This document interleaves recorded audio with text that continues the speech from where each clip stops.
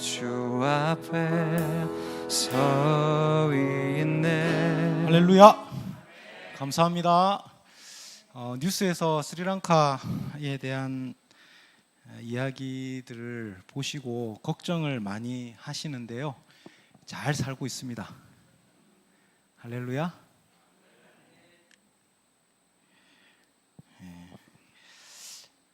사랑하는 성도 여러분, 하나님은 좋으신 분이십니다. 믿으십니까? 예. 여러분, 여기에 하나님이 좋으신 분이시라고 하는 그 말씀 안에는 하나님께서 하나님의 그 좋으신 뜻 안에서 하나님의 사람들을 부르시고 또 그 부르신 사람들을 통해서 하나님의 그 선하신 뜻을 이루어 가신다는 말입니다.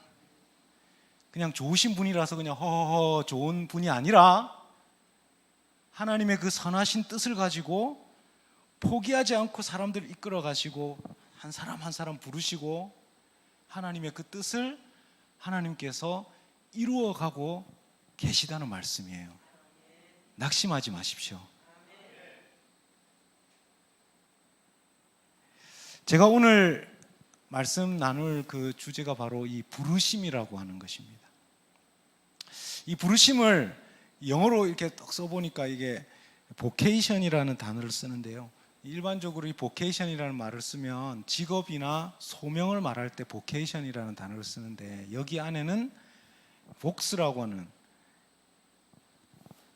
일반적으로 말하는 목소리, 소리라는 의미가 거기에 들어가 있어요. 조금 풀어서 이야기하면 소명, 이 부르심이라고 하는 이 말 안에는 하나님의 목소리, 하나님의 말씀을 듣고 거기에 반응한다는 것이죠. 거기에 부르심이라고 하는 뜻이 거기에 있습니다. 바로 신앙생활은 하나님이 부르시는 그 소리, 하나님의 그 부르시는 뜻이 어디에 있는지 그 소리를 듣고 그 소리에, 그 말씀에 반응하는 거라는 겁니다. 그 음성에 응답하는 것입니다. 여기에 신앙생활의 비밀이 있어요. 그리고 여기 신앙생활의 행복이 거기 있습니다. 신앙생활의 감사가 거기에 있어요. 이 비결을 알면 신앙생활 하면서 1년, 2년, 3년 지나면 지날수록 내 마음 안에 감사가 찾아오고 내 마음 안에 하나님을 신뢰하는 마음들이 점점 더 채워져 가기 시작합니다.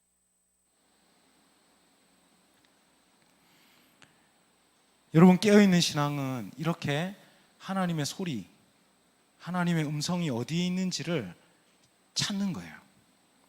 마치 이 나침반이 가만히 있지 않죠.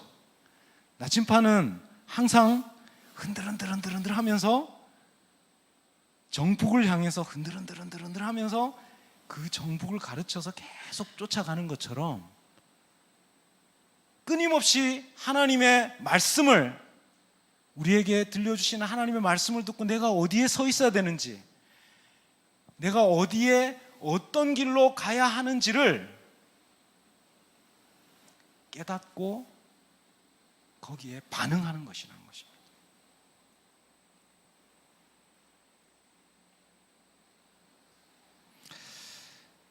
제가 오늘 먼저 PPT를 먼저 봐야 되는데 조금 흥분해서 먼저 조금 진도를 먼저 나갔습니다. PPT를 먼저 좀 짧게 보고 저희 스리랑카 상황을 먼저 좀 나누고 계속해서 말씀을 나누도록 하겠습니다. 스리랑카 나라의 뜻을 제가 올 때마다 말씀을 드렸죠. 스리랑카라고 하는 땅의 뜻은 아름다운 땅이다, 이런 뜻입니다. 저희 가족들 최신 버전으로 사진을 바꾸었습니다. 스리랑카 어디 있는지 아직 알지 못하시는 분들을 위해서 인도 남쪽에 있는 남한 비슷한, 남한 한 3분의 2 정도 크기의 2200만이라는 사람이 살고 있습니다. 예, 보이시나요? 저 밑에, 인도 바로 밑에 있습니다. 스리랑카 여러분들이 잘 아시는 것처럼 홍차의 나라 실론티로 유명하죠. 처음 보시는 분들 없을 줄로 믿습니다. 지나가다가 제가 그냥 찍은 사진인데요. 저 멀리 있는 산까지 전부 티밭이에요. 예. 아름다운 땅이죠. 우리 스리랑카에 와보신 분들은 제가 그 시기리아로 이렇게 안내를 드리는데 저기가 왕궁이 있던 곳입니다. 예. 사실 저기도 한번 가보셔야 되는데 기차를 타고 티밭 사이로 이렇게 지나가는 풍경이 참 아름답습니다. 사면이 바다니까요. 섬나라니까 이 해변으로 돌아다니면서 이렇게 아름다운 곳이 참 많고요. 제가 사는 콜롬보 지역입니다. 남쪽에 가면 이렇게 낚시하는 어부들 이렇게 볼 수도 있고요. 2019년부터 스리랑카에 어려움이 오기 시작했습니다. 이 형하고 동생이 대통령하고 총리를 나누어 가졌는데요. 사실 이 이전부터 스리랑카는 어려움이 참 많았어요. 한 30년 동안 거의 전쟁통에 어려움을 당하다가 이제 전쟁을 마무리한 사람들인데요. 그 사람들이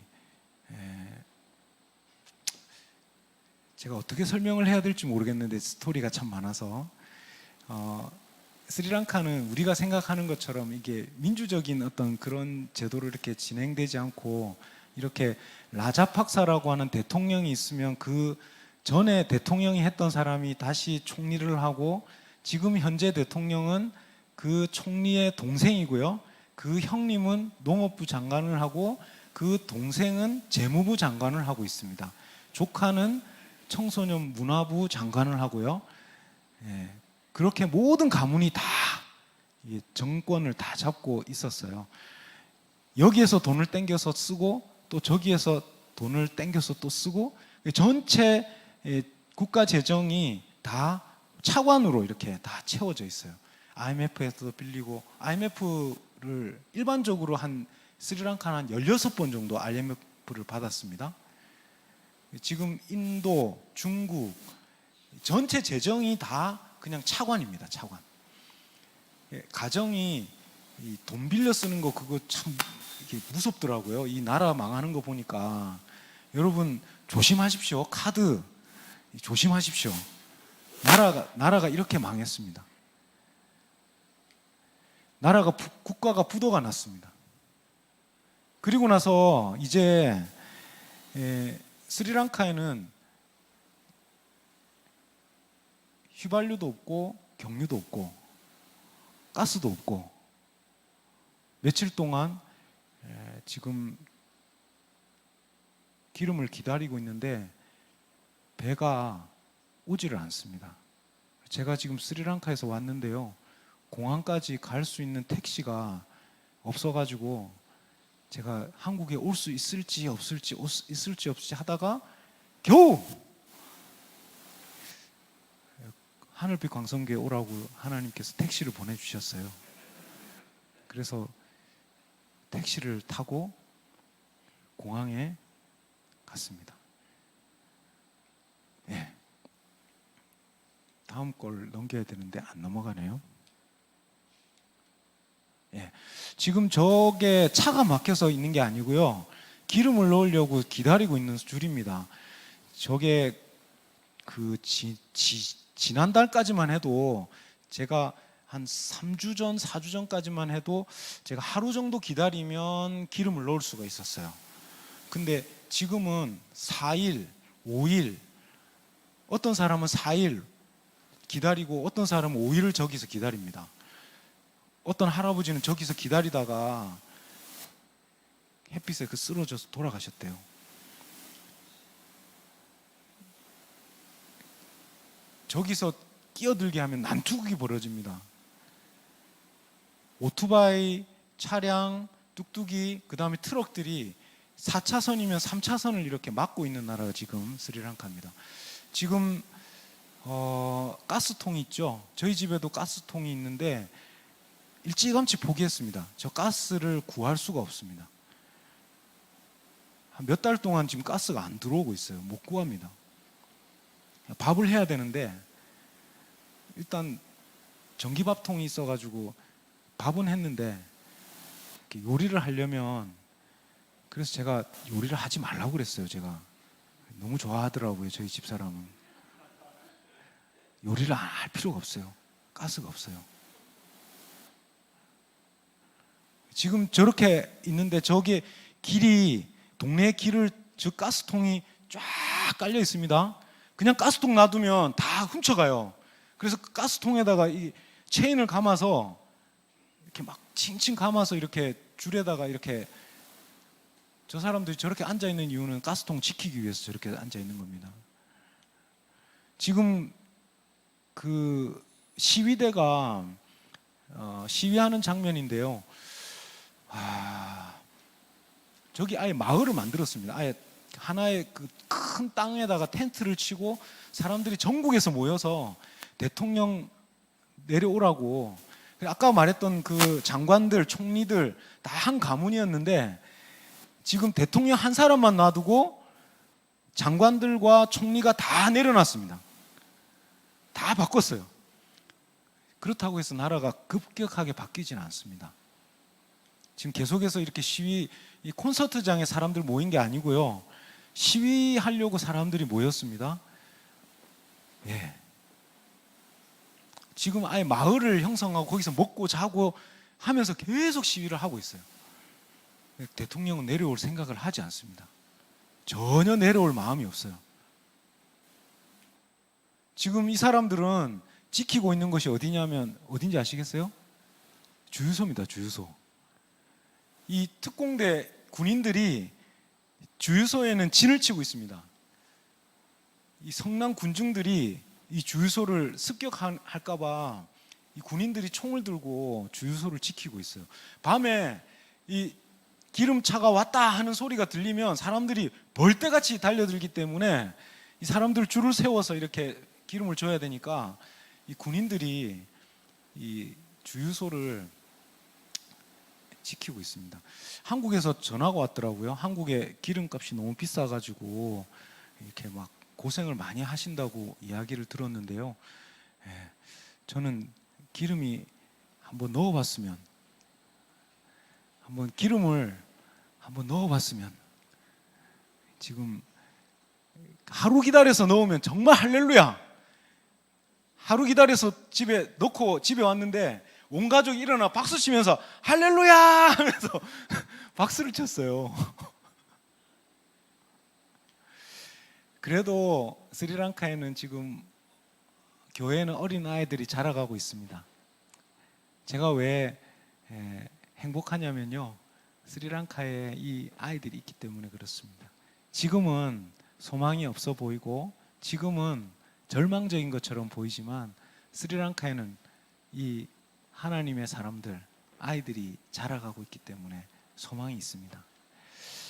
하늘빛 광성교회 우리 이 아이들 위해서 교육관 공사를 위해서 헌금을 해주셨어요. 작년부터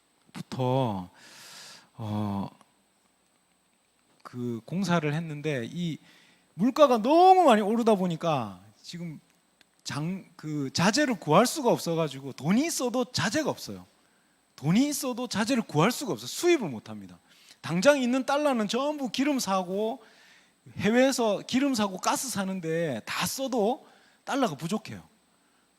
지금 이전에 우리 아이들이 이렇게 공부하던 성경 공부, 수학 공부, 영어 공부하던 그 교육관에 지붕이 이 물이 새가지고 지금 비가 오면 저렇게 물이 새고 지붕에 다 찢어져서 이렇게 햇빛을 가리기 위해서, 열기를 가리기 위해서 있던 그 방열판이 다 찢어져 있는 그런 상태였고요.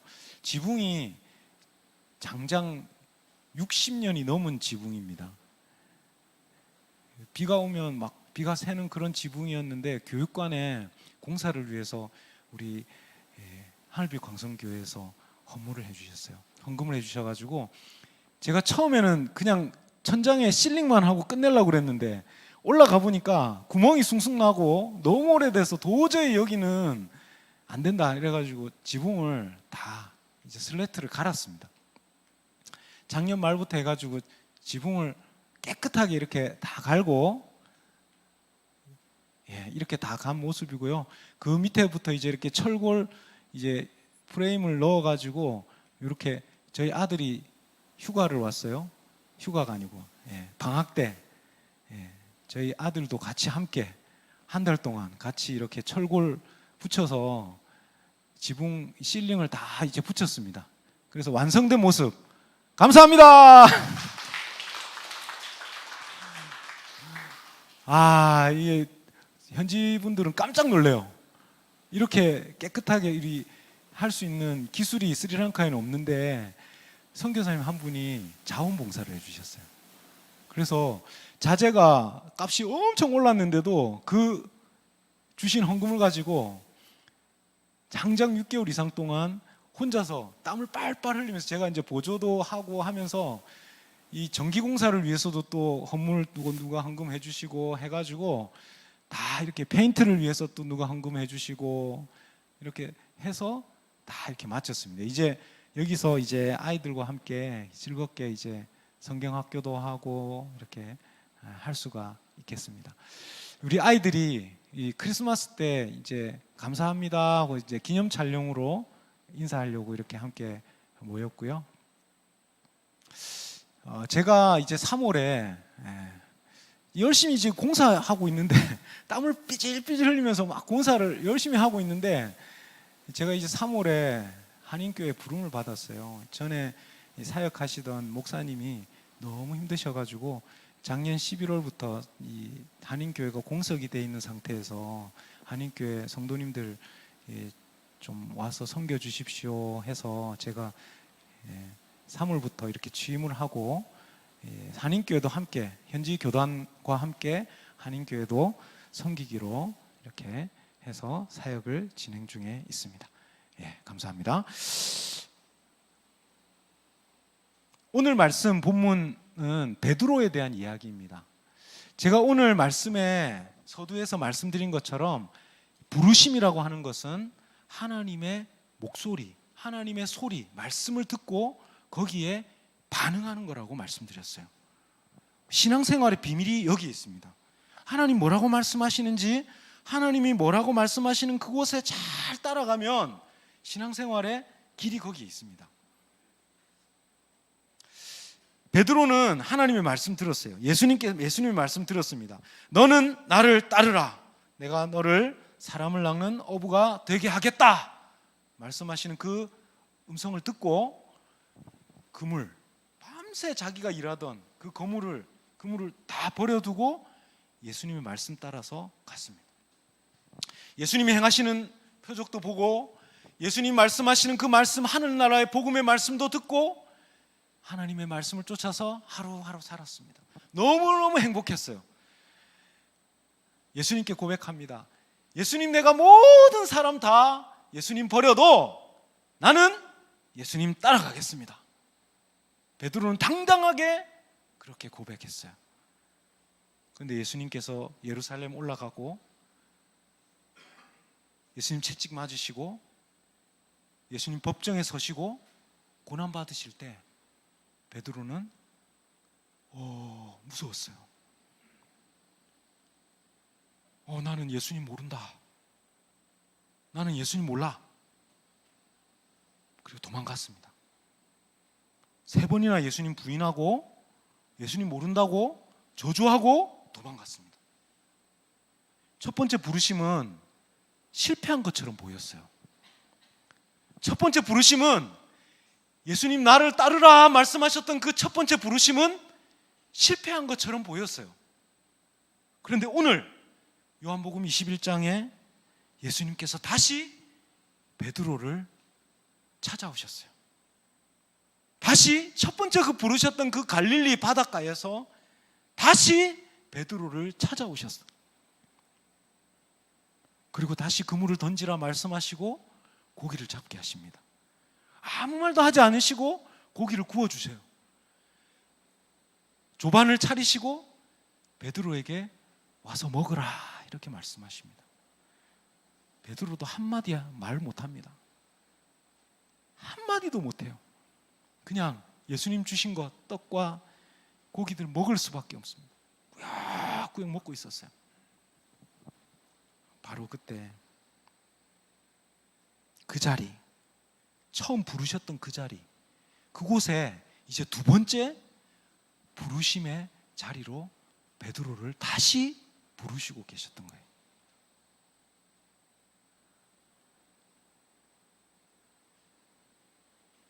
예수님 왜 그러셨을까요? 너는 너의 길 가지 말고, 네가 가고 싶은 길 거기 가지 말고,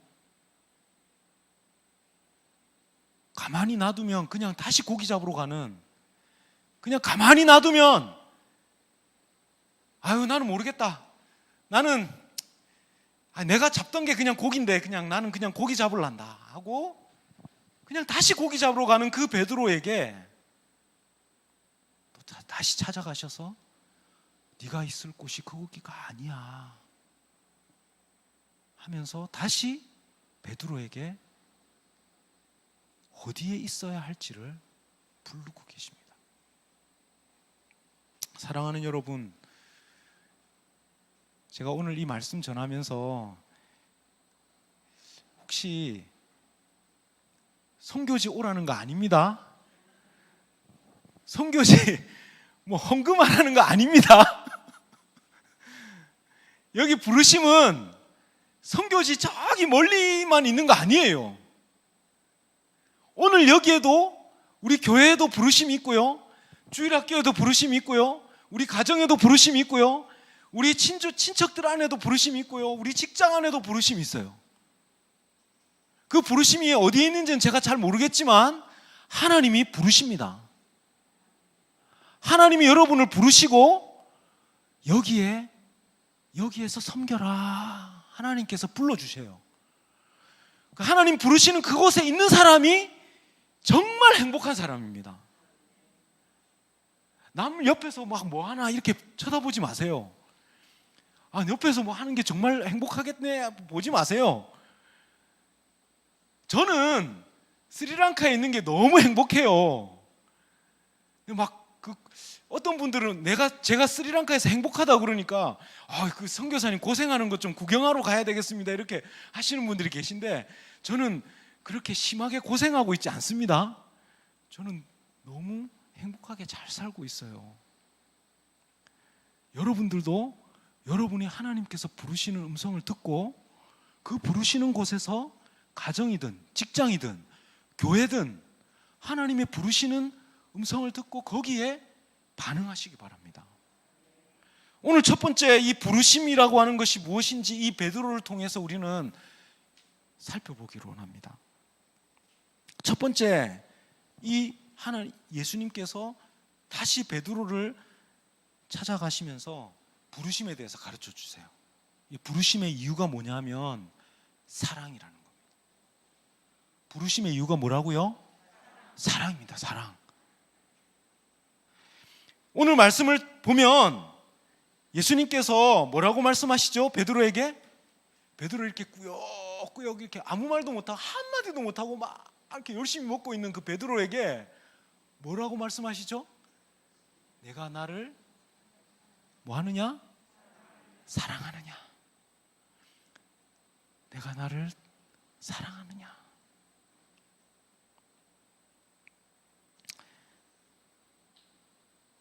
여러 가지 해석이 여기에 붙습니다. 왜 3번씩 질문하셨을까?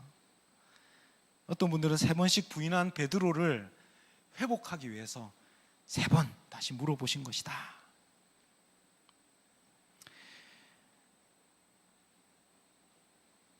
장차 초대교회를 이끌어갈 베드로에게 교회를 섬기는 자의 가장 처음 가져야 할 마음 무엇인지 가르쳐주기 위해서 내가 나를 사랑하느냐라고 물어보십니다. 예, 그렇습니다. 하나님이 우리를 부르시는 이유는요, 불러서 막 써먹으려고 하는 거 아니에요. 막 일시키려고 하는 거 아닙니다. 막 괴롭히려고 하는 거 아니에요. 막 고난을 막 주려고 하시는 거 아니라는 거예요.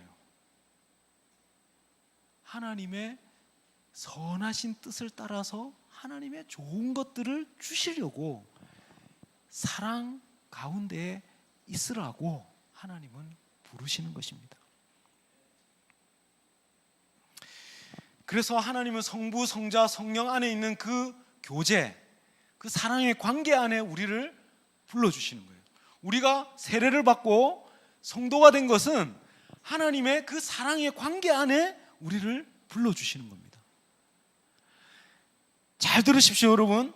예수님께서 세례 받기 전에 세례를 받으려고 물에 싹 들어갔을 때 하늘로부터 목소리가 들려요. 뭐라고요? 이는 내 사랑하는 아들이다, 이렇게 말씀하세요. 예수님이 모든 공생애를 다 하시고 일을 하시고 말씀 선포하시고 십자가를 지셨을 때에 하늘에서 들려온 말씀이 아니에요. 공생애를 시작하려고 하는 바로 그 시점에 하늘로부터 음성이 들립니다. 뭐라고요? 너는 나의 사랑하는 아들이다. 바로 그 음성으로 인해서 하나님과 예수님 사이에, 하나님과 하나님의 아들 대신 예수님 사이의 관계가 어떤 관계인지를 드러내는 거예요. 바로 오늘 우리에게도 하나님 부르실 때에 그 부르심으로 부르시는 것입니다. 내가 너를 사랑한다. 다시 한번 말씀드리면 예수님께서 베드로에게 내가 나를 사랑하느냐 이렇게 물어보시는 것은 다시 그 사랑의 관계 안으로 들어와라. 네가 뭘 하려고 하다가 네가 뭔가 된 것처럼 뭐 하려고 막 이렇게 뭔가 하다가 넘어지고 쓰러지고 그곳에서 낙심하고 있지 말고 사랑의 관계 안으로 들어와라. 말씀하시면서 내가 나를 사랑하느냐 다시 한번 확인하십니다. 여러분 신앙의 동기를 다시 한번 점검하십시오. 오늘 이날 저녁에 내가 왜 예수님 믿냐? 내가 왜 이렇게 예배드리고 내가 왜 이렇게 예수님 따라가냐? 예수님은 사랑의 관계로 우리를 부르셔요. 그래서 때로는 그 사랑의 관계 때문에 이 사역을 하기도 하고 저 사역을 하기도 하고 주일학교 교회 아이들을 섬기기도 하고 또 주방에서 섬기기도 하고 다른 사람이 왜 나는 이렇게 섬기는데 다른 사람은 안 섬기지 이렇게 비교하는 거 아니에요. 그냥 사랑하기 때문에 하는 거예요. 사랑하기 때문에. 이게 사실 이 사랑이라고 하는 것은 영적인 어른이 될 때만 가능합니다. 여러분 어린아이 때는요 막 비교하고 막 해요. 그런데 우리가 영적인 어른이 되고 조금씩 자라기 시작하면 뭘 하나님이 주시기 때문에 막 하는 신앙생활 하는 게 아니고 내가 하나님 그냥 사랑하기 때문에 하나님 앞에 드리는 거죠. 아멘. 하나님 나를 막 잘해 주시니까 막 내가 뭘 하고 이런 거래 관계가 아니라 사랑의 관계는 내가 그냥 사랑하니까 아무 것도 없는데도 그냥 하나님 앞에 나가서 있는 것 시간이 좋고 하나님 앞에 머물러 있는 시간이 좋고 거기에 드리는 것이 좋고 감사하고 거기 있는 것만으로도 감사한 시간이 되는 겁니다.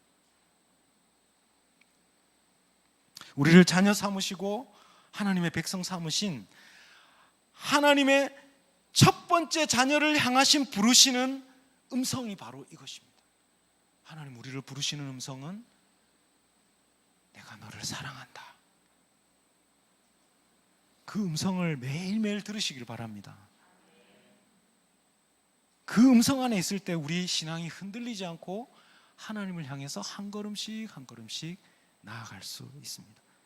두 번째 이 부르심은 바로 섬김의 부르심이에요. 이 부르심의 방향은 바로 사람과 교회를 향한 부르심입니다. 우리의 부르심은 방향이 어디라고요? 사람과 교회를 향한 부르심이에요. 예수님이 내가 너를 사랑하느냐 이렇게 말씀하실 때 베드로가 내가 사랑합니다 라고 이렇게 고백할 때 예수님 뭐라고 말씀하십니까? 내 양을 먹이라, 내 양을 치라, 이렇게 3번씩 말씀하세요. 물론 이 말씀은 주로 우리 목사님들, 사역자들, 하나님의 교회를 섬기는 사람들에게 목양의 부르심으로 베드로에게 네가 앞으로 교회를 섬길 때 우리 하나님의 양들, 하나님의 백성들, 성도들을 섬기라, 이런 말씀으로 해석을 합니다. 목회적인 사명으로 해석을 합니다. 그런데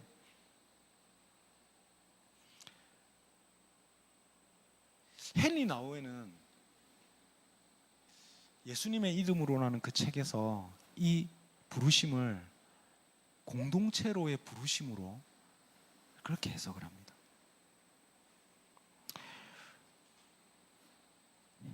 헨리 나우에라는 이 영성학자는 이 2번째 내 양을 먹이라 하는 이 말씀을 내 양과 함께 있어라 이렇게 해석하더라고요.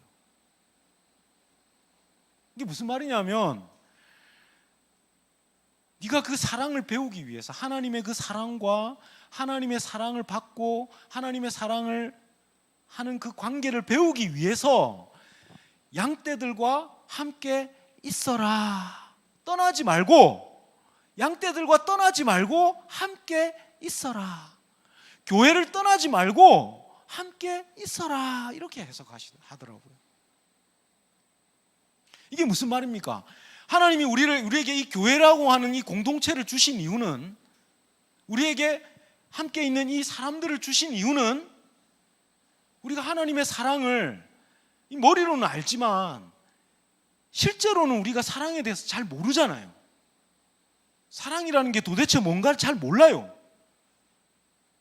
모른단 말이에요.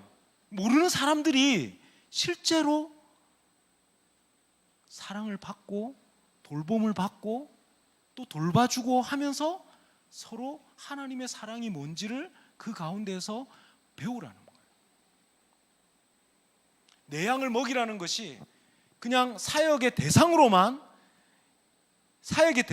사람들을 만나라는 것이 아니라 사람과 사람으로 섬기고 사랑하면서 우리 주일학교, 또 우리 가정에서, 또 우리 목장에서 사람들을 만나고 사랑하면서 하나님의 사랑이 무엇인지, 예수님의 사랑이 무엇인지를 알고 서로 나누고 섬기라는 거예요. 제가 스리랑카 선교를 하면서 가장 고민하는 부분입니다. 줄 수는 있어요. 퍼줄 수는 있습니다. 근데 그들과 함께 공감하기도 하고 아파하기도 하고, 때로는 그 사람들이 막 눈물 흘리고 땀 흘리고 할 때 거기에서 함께 씨름하고 함께 눈물을 흘리기도 하고 함께 있는 것이 선교라는 거죠. 교회도 마찬가지입니다. 근데 교회가 어려운 일이 있고 힘든 일이 있을 때 그냥 이렇게 뒤로 물러나 있는 것이 아니라 함께 거기에 마음을 들이고 함께 나누는 겁니다. 그게 교회입니다. 지켜보는 게 교회가 아니고 함께 나누고 함께 섬기는 것이 교회라는 거죠. 하나님의 부르심의 자리는 바로 섬김의 자리입니다. 사람을 향해 있습니다. 하나님의 부르심은 큰 사역, 눈에 보이는 큰 사역, 건물에 있지 않고 하나님의 사역, 부르심은 사람에게 있어요. 사람. 우리는 사람에게 관심이 있습니다. 그리고 그 사람들을 사랑해 보라고, 내 양을 먹이라 이렇게 말씀하시는 거예요. 내 양을 치라, 그 사이에 함께 있어라. 그러면서 하나님의 사랑을 한번 배워봐라. 주일학교 섬기면서 하나님의 사랑이 뭔지를 배워봐라. 목장을 섬기면서 하나님의 사랑을 한번 배워봐라. 이 교회에 떨어지지 말고 안에 들어와서 섬기면서 하나님의 사랑이 뭔지를 배워보라는 거예요. 성도 여러분, 이 교회를 통해서 하나님의 사랑을 배우시기 바랍니다. 그 부르심이 바로 이 사랑의 부르심입니다.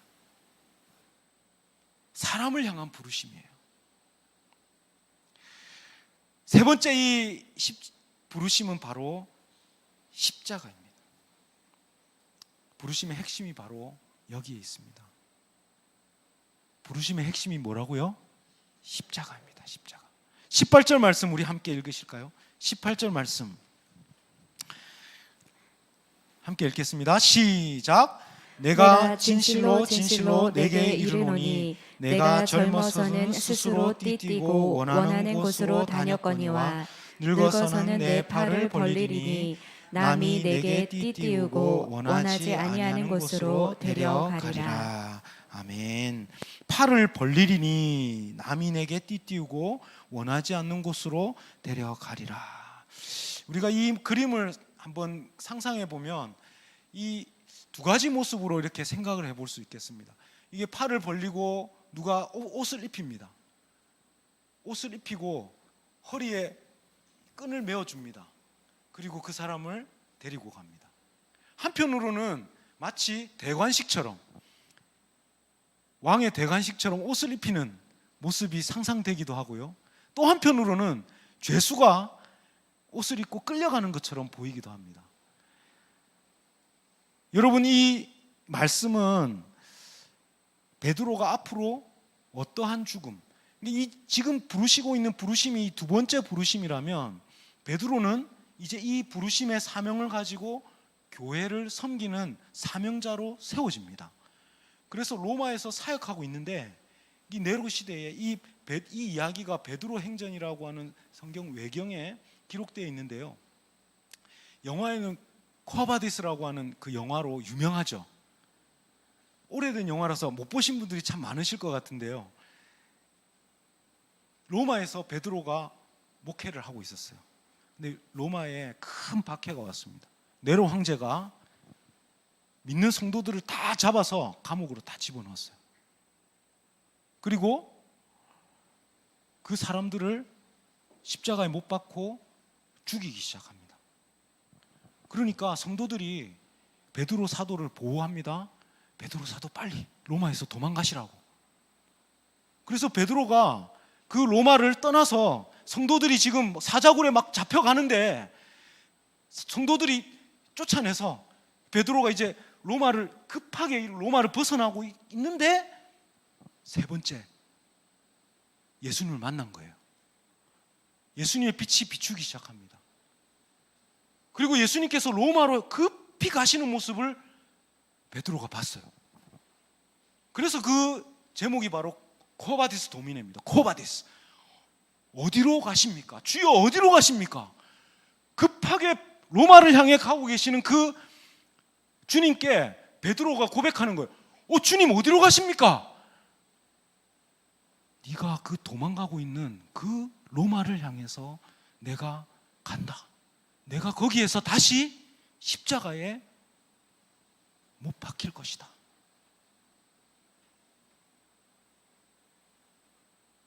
아니 예수님 무슨 말씀하시는 거예요? 내가 다시 로마로 가서 그 십자가에 못 박히고 있는 그 성도들과 함께 내가 다시 십자가에 못 박힐 것이다. 베드로가 정신이 번뜩 들었어요. 오늘 이 말씀은 베드로의 세 번째 부르심, 다시 부르시는 그 말씀을 예언하시는 말씀이었습니다. 베드로는 이 말씀이 급하게 생각났어요. 정신을 번뜩 차리고 급하게 다시 로마로 돌아갔습니다. 그리고 성도들에게 위로의 말씀을 전했어요. 예수님 우리와 함께 계십니다. 두려워하지 마십시오. 로마의 황제가 우리를 두렵게 하고 로마의 권력이 우리를 두렵게 하지만 그것은 잠시 잠깐 이 땅의 괴로움이지만 우리에게 영원한 천국, 영원한 나라가 있습니다. 두려워하지 마십시오 여러분. 말씀을 전하고 당당히 그곳에서 십자가를 지고 순교했어요.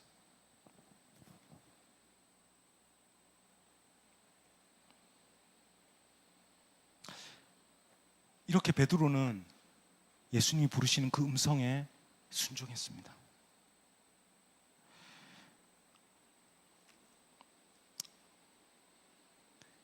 여러분, 제가 열심히 현지 선교를 하고 있는 와중에 한인교회에서 부르심이 왔어요. 한인교회 좀 섬겨달라고. 성도들이 담임 목사가 없어서, 목자가 없어서 목자를 구하고 있었어요.